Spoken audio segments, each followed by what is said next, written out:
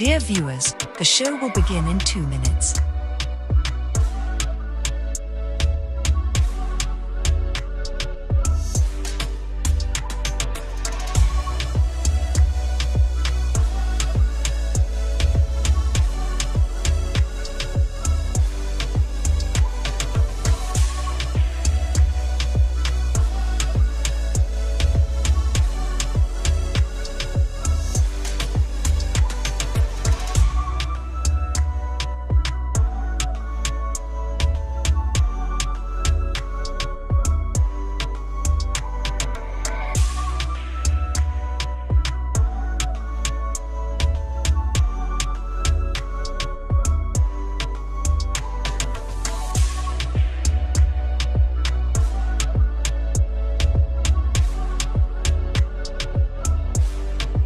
The show will begin in 1 minute.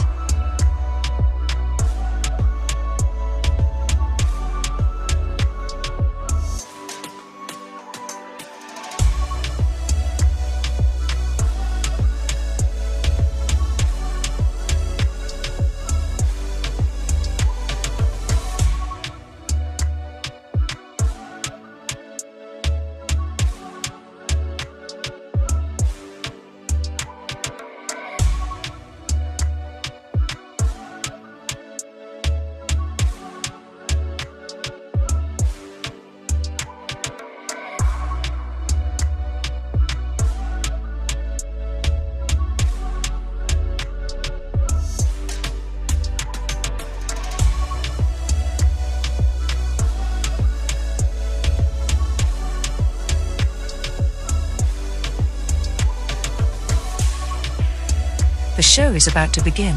Grab a drink, a snack, and please sit back, relax, and enjoy this show. Please like and leave a comment, and share this video.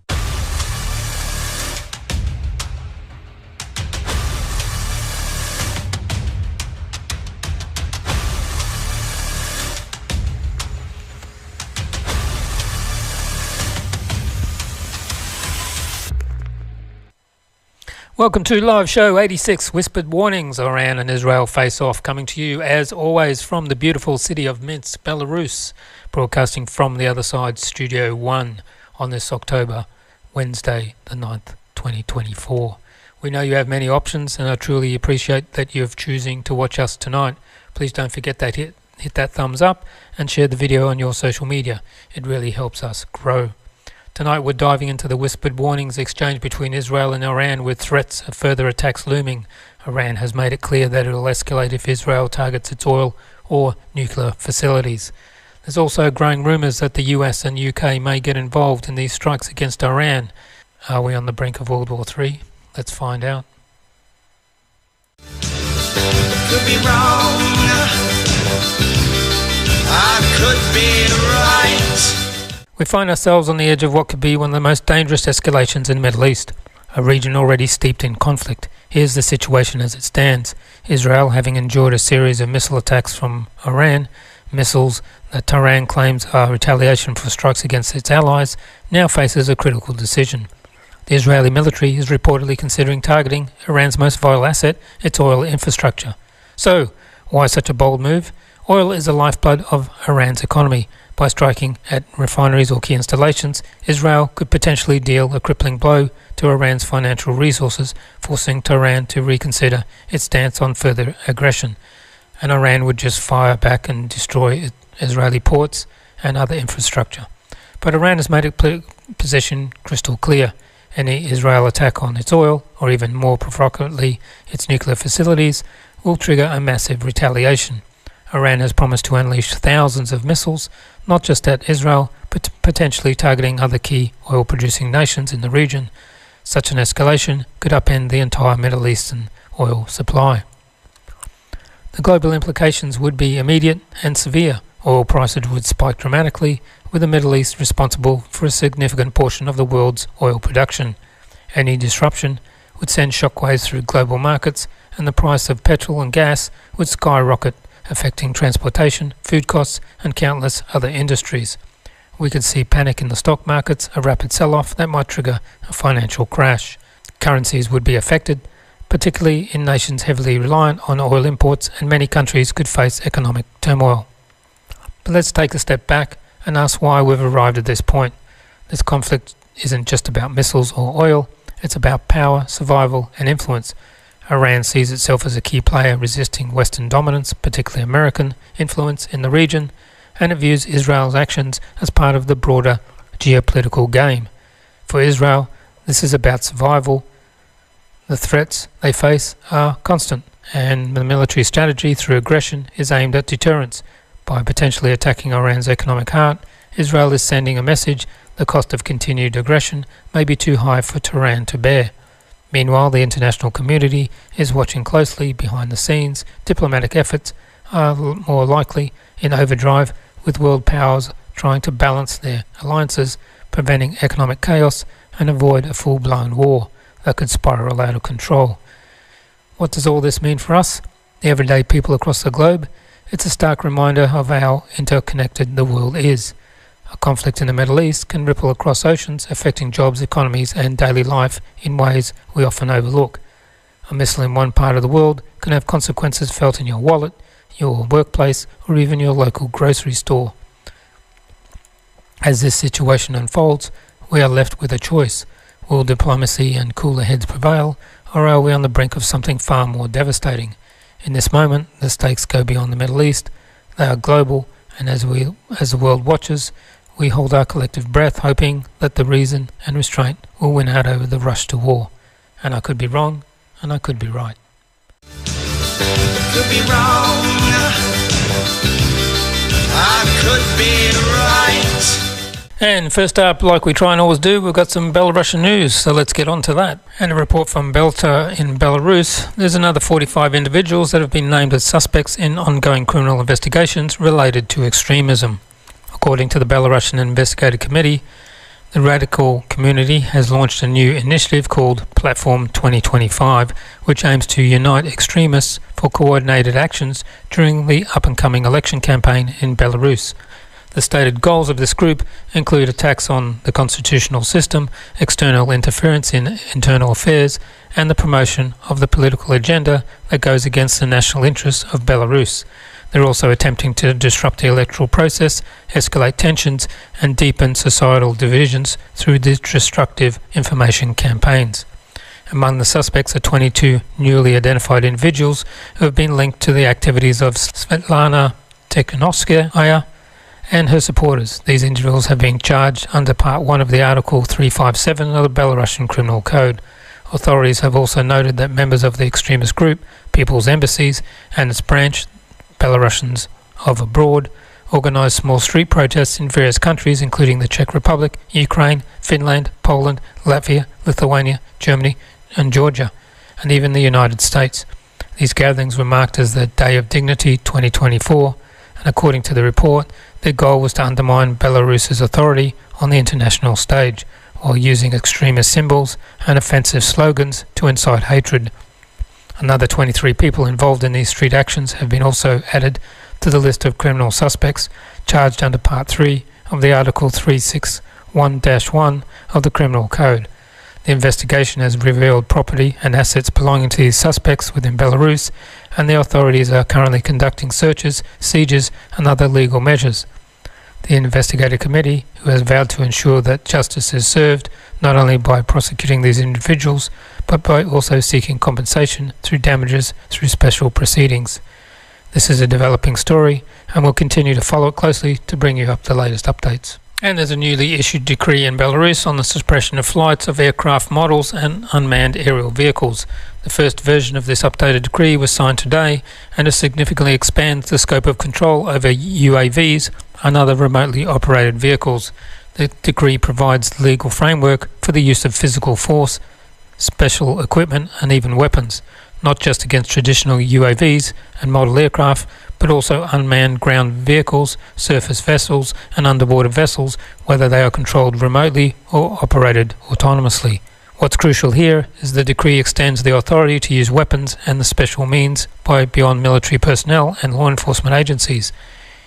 It now includes officials and employees of various paramilitary organisations such as the Prosecutor's Office, the Investigative Committee and the State Forensic Expertise Committee, and even customs authorities, among others. This decree is clearly aimed at strengthening control and security measures over the broad range of unmanned technologies as Belarus adapts to new challenges in maintaining national security. President Lukashenko is participating in the CIS summit and he will deliver remarks on the occasion of the 80th anniversary of victory. The summit's agenda is broad, covering key issues such as security, high technology and trade, along with economic, cultural and humanitarian cooperation. Leaders of the Commonwealth countries are expected to exchange views on strengthening cooperation within the CIS and make decisions on the Commonwealth chairmanship for 2025. One of the key topics includes the work of the Inter-Parliamentary Assembly of the CIS member nations to enhance integration efforts. Additionally, the heads of state will sign agreements designating the cultural capitals of the Commonwealth for the next 3 years. Amendments to several legal and security-related documents will also be discussed and adopted during the summit. Have you ever wondered how they clean the subways in Minsk? Let's have a look at this. When he last thought about how the subway stands clean underground, there will be stretches of water supply systems. Water always flows where it needs to go. But what about the tunnels? To do this, there is not just a machine, but a whole system of pressurized water sprayed through nozzles, providing the ideal frequency of the tunnel, but sometimes a more precise solution is needed. The entrance of this machine is high pressure, which copes with local pollution. As we mentioned earlier, President Lukashenko is in Russia for the CIS summit. Here he is arriving in Moscow.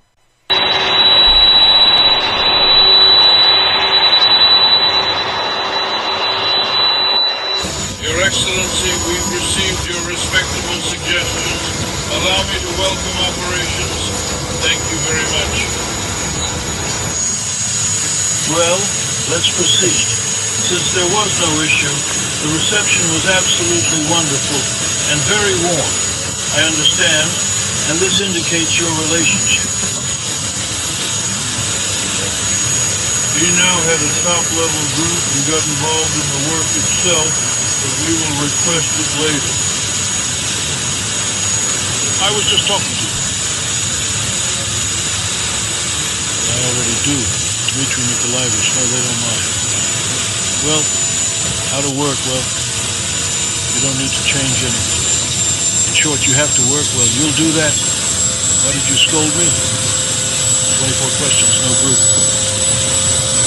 There are questions today, and there are a lot of them. There's been a lot that not discussed. We accept the mechanism as yes, it is true.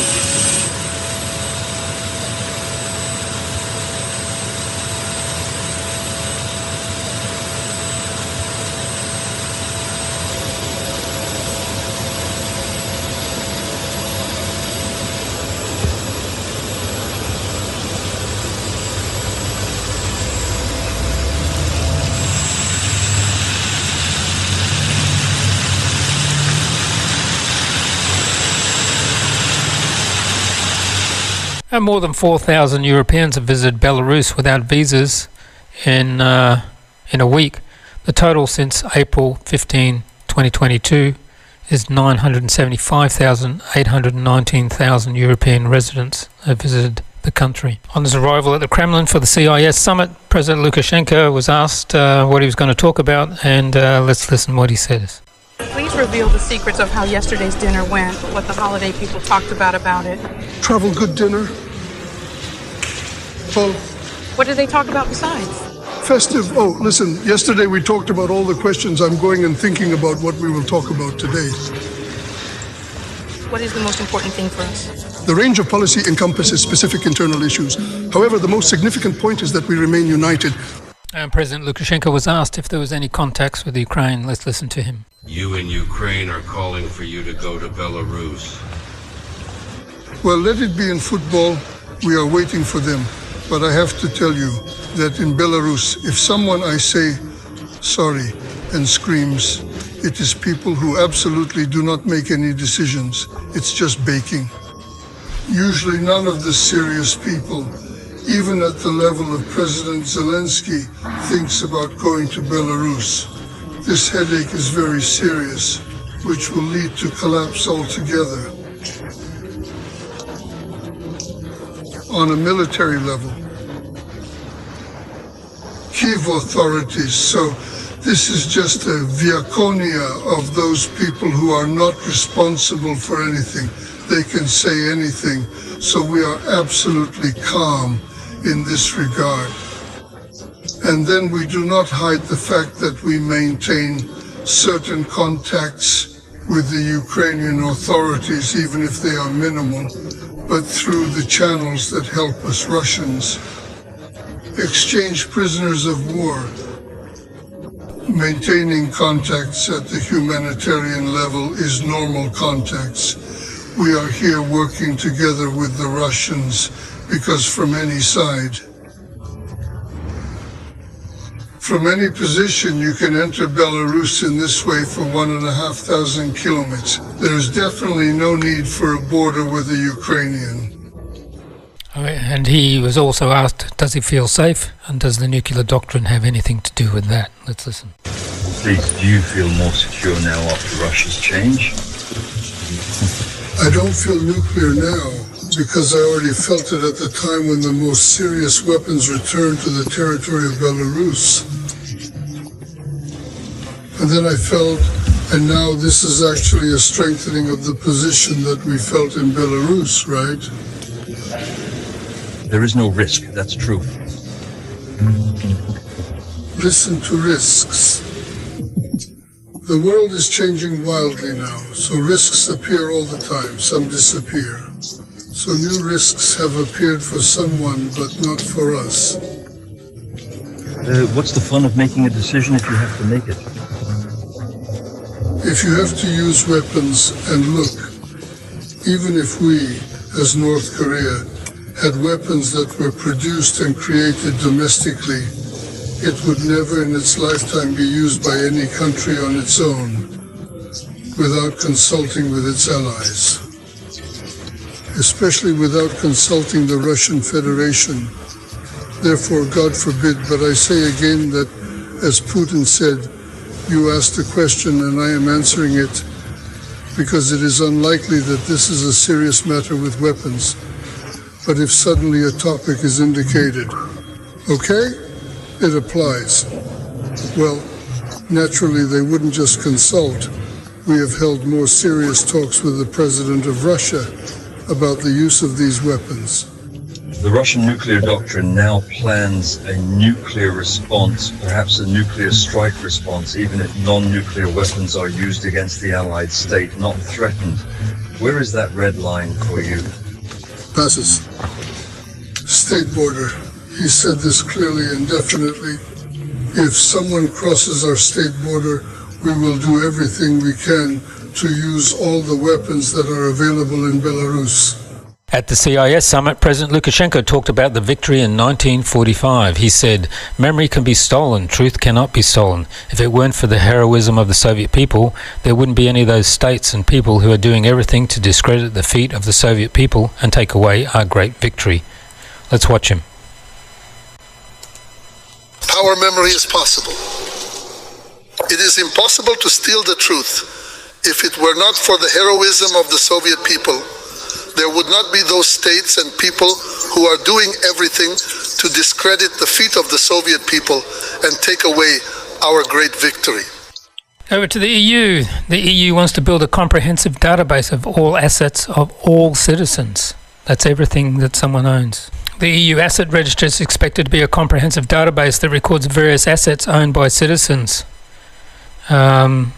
including real estate, bank accounts, securities, vehicles, works of art and precious metals. Still in Europe, apparently water is not a human right according to the WEF, who orders governments to begin rationing water into their homes. First it's bugs, now it's water.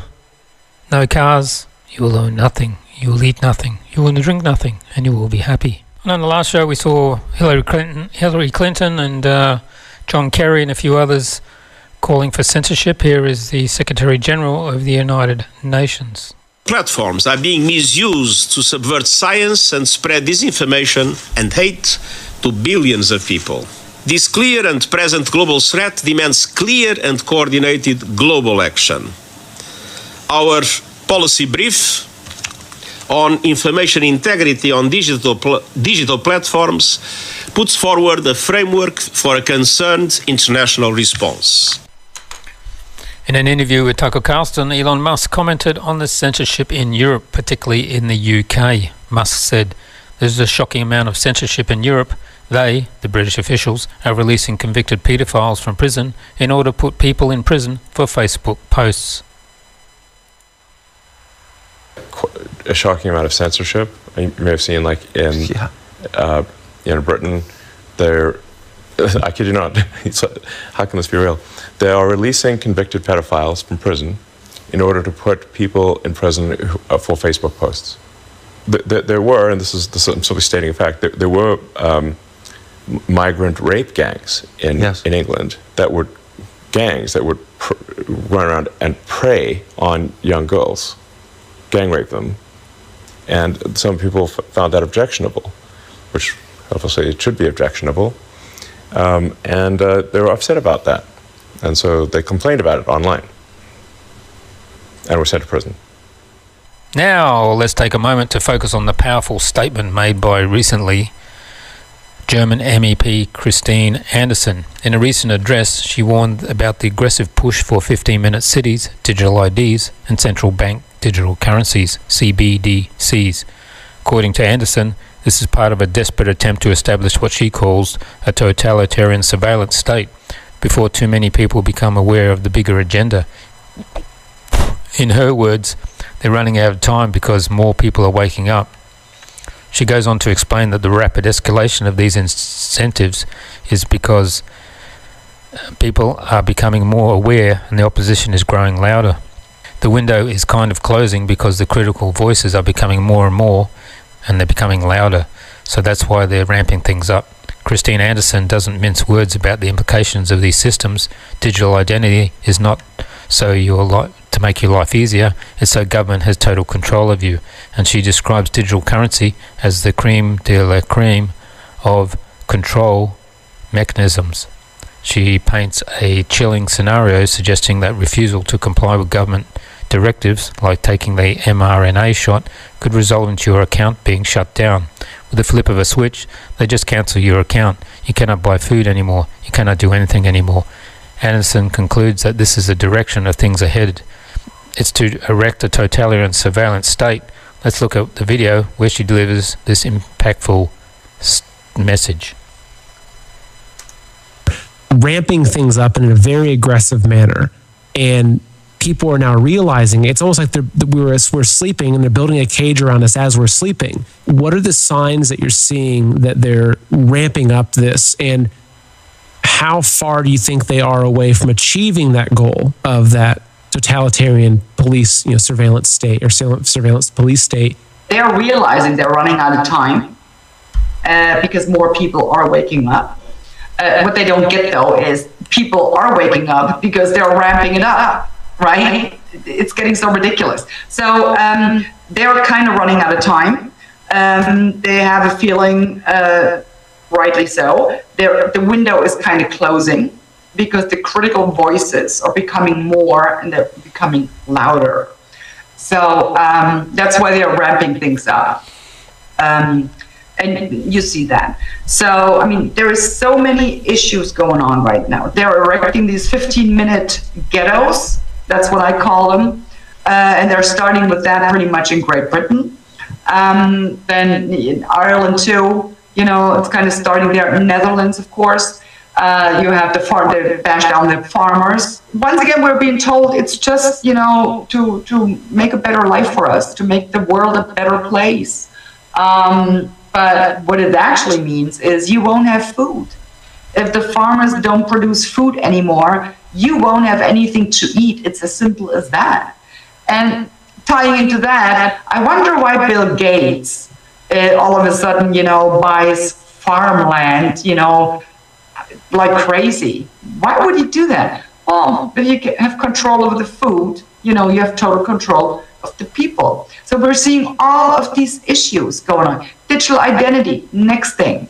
Digital identity It's not so your life is easier. It's so government has total control over you. Look to China, with that social credit system.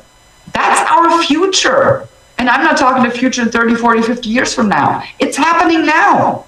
It is happening now. Digital currency. Oh, isn't that's the creme de la creme of all control mechanisms.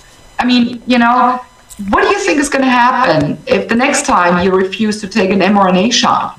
With a flip of a switch, they just cancel your account. You cannot buy food anymore. You cannot do anything anymore. That's pretty much where I think it's going. It's to erect a totalitarian surveillance state. Military exercises dubbed Iron Wolf 2024-2 have commenced in Lithuania, involving a significant number of NATO troops and extensive military hardware. Over 3,200 soldiers, including both Lithuanian forces and allies, along the approximately 700 pieces of equipment, are participating in these manoeuvres, which are set to continue for 10 days.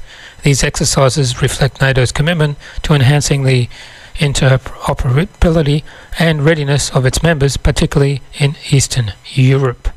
In a parallel development, there's a notably commentary on international relations and military alliances. Slovakian leadership, specifically from Prime Minister Robert Fico, has expressed opposition to Ukraine's potential NATO membership, highlighting ongoing debates within the European politics regarding enlargement of the alliance. Additionally, there have been assertions from the Russian intelligence sources, namely the SVR, which claim to have possessed evidence of Western involvement in significant geostrategic incidents, such as the Nord Stream pipeline sabotage. These claims point to underlying geopolitical tensions, where actions against infrastructure are seen as maneuvers to influence energy dependencies and geopolitical alignments. These events collectively underscore the complex interplay of military cooperation, strategic alliances, and geopolitical tensions in contemporary Europe, showcasing both the potential and integration of challenges of divergent national interests. This new evidence on Nord Stream is that the US ships were on the scene of the Nord Stream explosion with turned-off transponders shortly before the explosion. Denmark's most important newspaper, Politiken, has reported this evidence. This is proof the US was deeply involved. Let's have a read of this.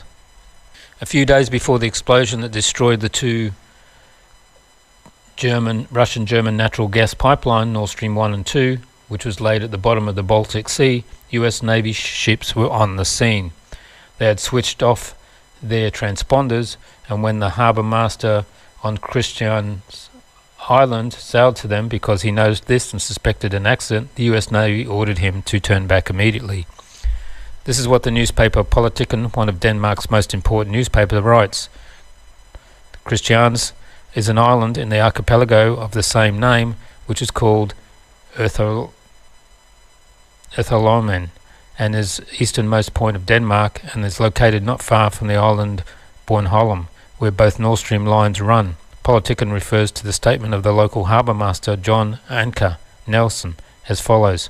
4 or 5 days before the Nord Stream explosions, he was with a rescue service from Christians because there was some ships there with their radios turned off. It turned out they were US Navy ships. When the rescue service approached him, he was asked by the naval commander to turn back.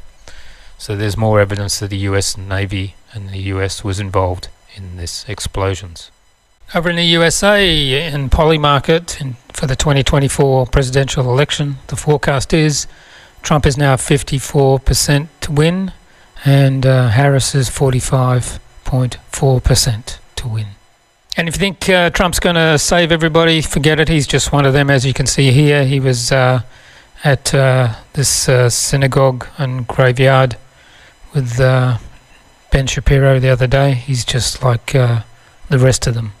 He's a wolf in sheep's clothing. In an interview with Tucker Carlson, Elon Musk talks about the upcoming elections. He said, if Trump loses, then I don't give a beep. Objectively, I'll be locked up for so many years that I won't see my children again. Let's watch this interview. And if you want to see the rest of the interview, go to Tucker's YouTube channel and website. He loses, man. What? You're fucked, dude. I'm fucked. If he loses, I'm fucked. It does seem that way. You can't just be like, I'm like, how long do you think my prison sentence is going to be? Do you think? Will I see my children? I don't know. Because it's not like you can say, well, yeah, I maxed out to him, but, you know, I have no plausible deniability. No, and I've been trashing Kamala nonstop. Oh, I know!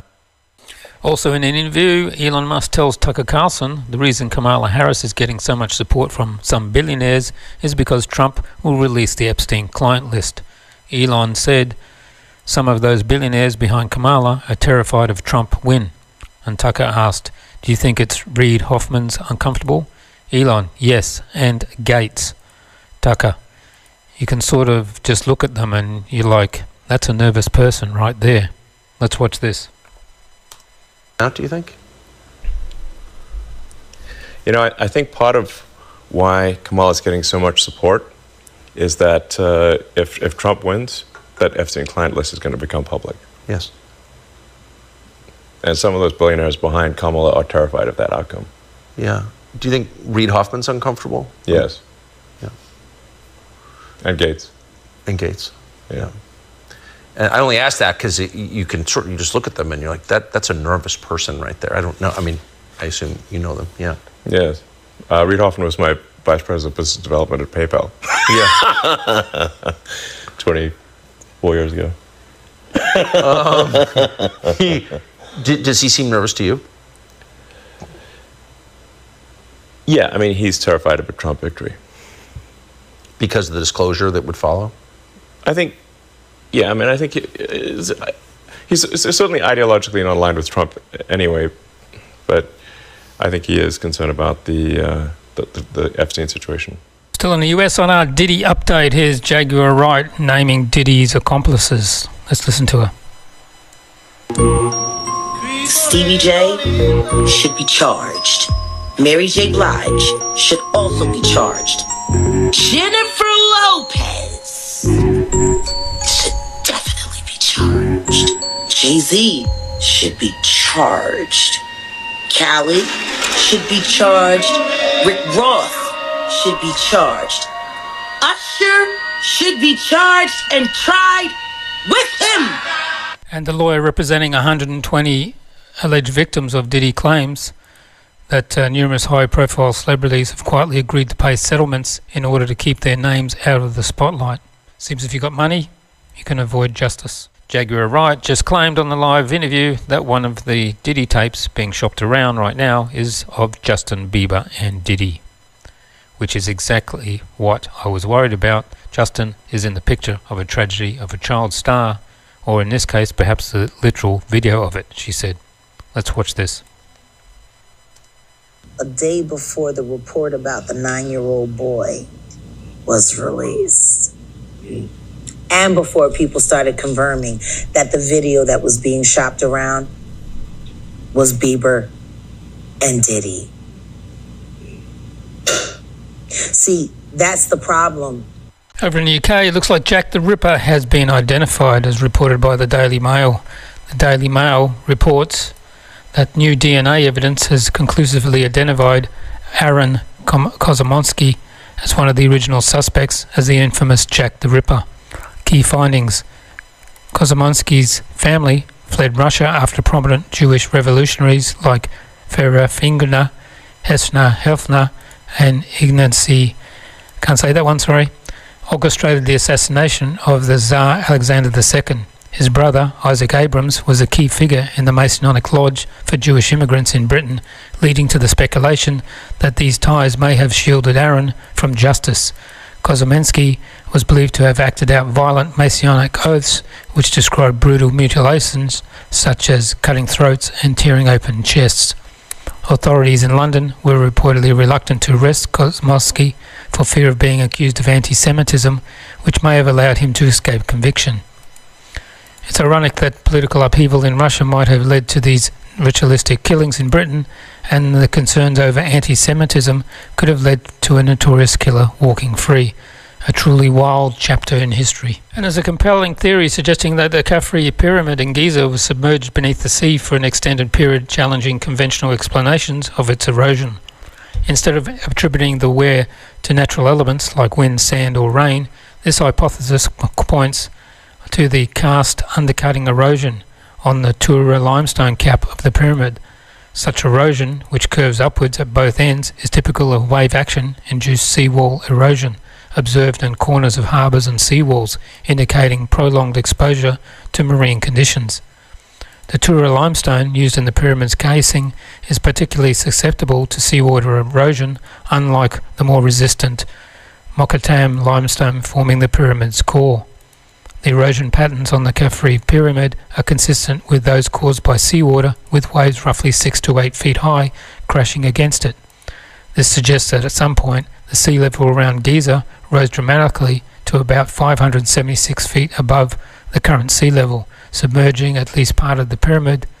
This level of inundation points to either significant regional flood or more controversially, a global sea level rise, such as an event that would place the pyramid's construction or at least significant exposure to water at a time when sea levels were vastly different from today, hinting at a cataclysmic event or a period dramatically altered geography. This theory not only reframes our understanding of the pyramid's history, but also invites a re-evaluation of ancient civilizations' encounters with environmental changes on a massive scale. Reports suggest that Iran may have conducted its inaugural nuclear test. According to some media sources, here's the breakdown of the situation.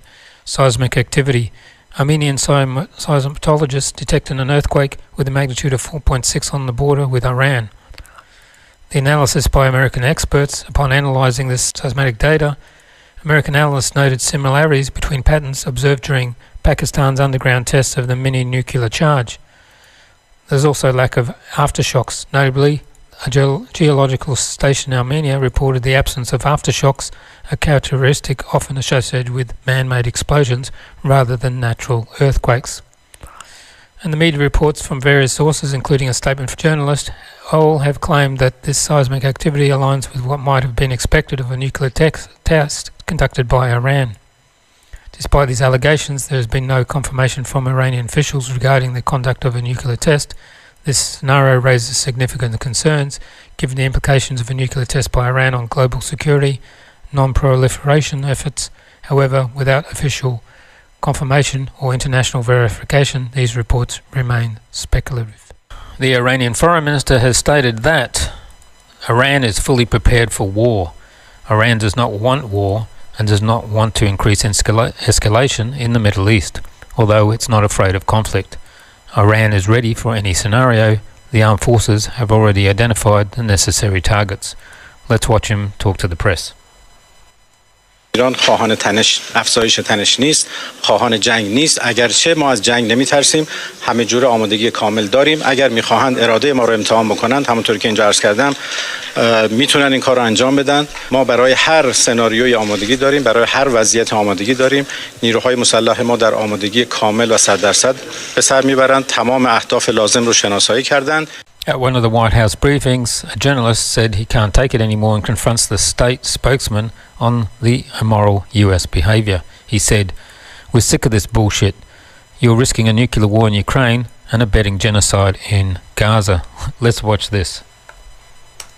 Israel is still poised to strike Iran, and in July, Blinken said that Iran was 1 to 2 weeks away from developing a nuclear weapon. So I guess for all we know, they might have one by now. And meanwhile, in Ukraine, they've struck deep within Russian territory several times, as deep as 300 miles from the border. And in that case, we don't have to guess. We know that Russia has the largest nuclear arsenal on the planet, as many as 6,000 warheads.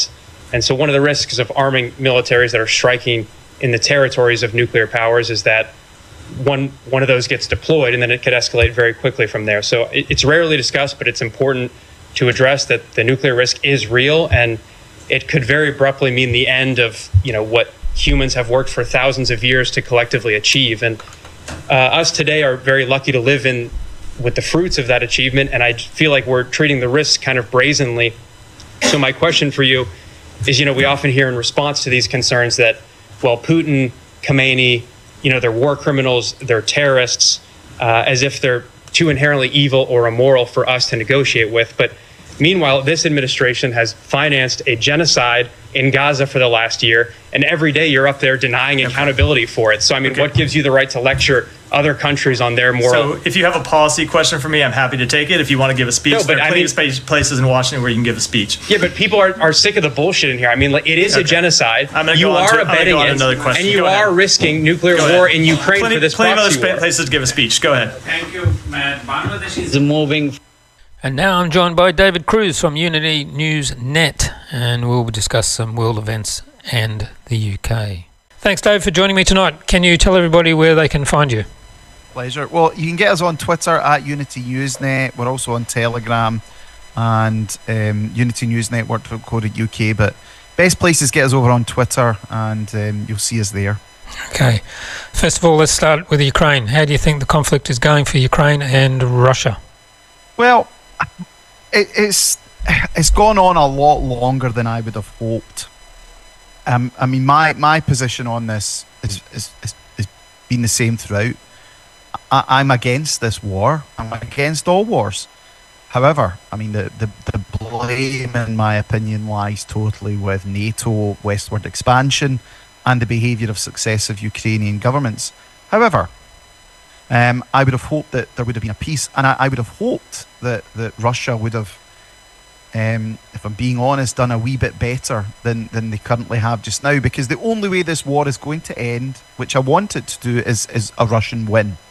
Every single day this war keeps going on, you have thousands of people needlessly losing their lives, people being maimed and injured. So the momentum is now clearly with Russia. However, the Ukrainians, with the significant Western military weapons and financial resources, are managing to keep dragging it out, and it's just a painful, excruciating death of a nation that we're witnessing.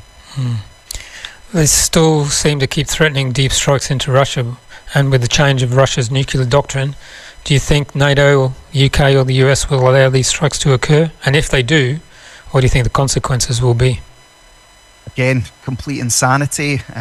We've been speaking out about this because, again, the thing people don't realise is Ukraine is not firing these weapons. NATO are firing these weapons. They're using NATO satellites, guidance. Basically, I don't know exactly how it works, but you've got NATO technicians on the ground. They're programming everything in, and they'll maybe say to a wee Ukrainian guy at the end, please just push this button. Right, the Ukrainians cannot fire these weapons without NATO, and if that happens and they're striking deep inside Russia, it's a red line crossed, and Putin will need to take action. Although Britain under Starmer were really pushing it hard, but it doesn't appear that Biden is that enamoured with it as an idea. I think there has been some pushback from the US, and I mean, this is in no way a praise of the Americans, but they have been the ones that in these situations have actually shown a wee bit more restraint than some of the more lunatic fringes in Europe and in the UK.